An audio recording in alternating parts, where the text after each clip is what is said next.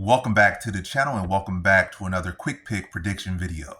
In this video, I'll be predicting the light heavyweight bout between Iwo Baraniewski versus Austen Lane. And how do I feel about this one right here? Is I'll go average confidence, Iwo Baraniewski to beat Austen Lane. And this one pretty much just writes itself. Austen Lane, big athletic guy, but late to the MMA game. Seen some good improvements from some good leaps and bounds from him, but questionable decisions. Very questionable decisions. Like a guy that's already like 6'6", big former NFL player, already was chinny, already had questionable cardio at heavyweight, and was big enough and strong enough at heavyweight. It wasn't the fact that, oh, he was too small or was too this, too that. It was lack of skill, lack of chin, lack of cardio. And by cutting the 205, it's not going to fix any of those issues. If anything, it's going to make those issues worse.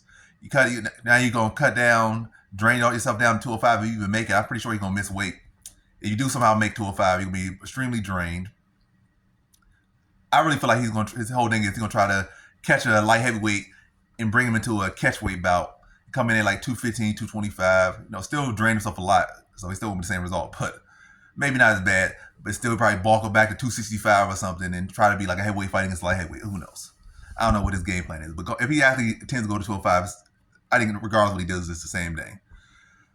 He's going with Baraniewski, who I have in the past not been high on. I'm still not high on, but I'm high on him in this matchup, or at least average on him in this matchup. Going over Austen Lane, Baraniewski can grapple, so he can address the wrestling of Austen Lane. He'll be the much faster, much more technical guy here. He got big power, and Austen Lane has not much of a chin, especially now cutting extra weight. His chin will be even more suspect. His cardio will be even more suspect.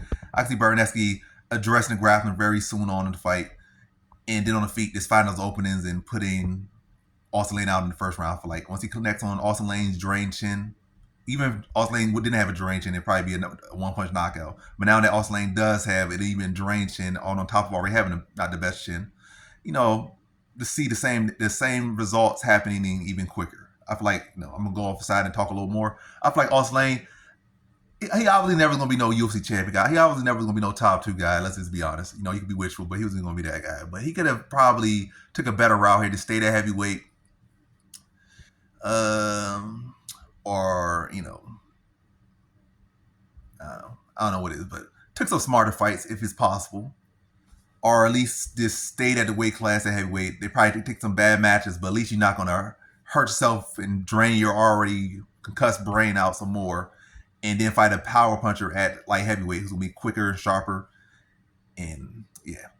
And to stay at the heavyweight, maybe you put on a little more mass and become even bigger heavyweight. And then work on the conditioning and work on some more game plan. I feel like in the Pinto fight, he had some good looks in that fight.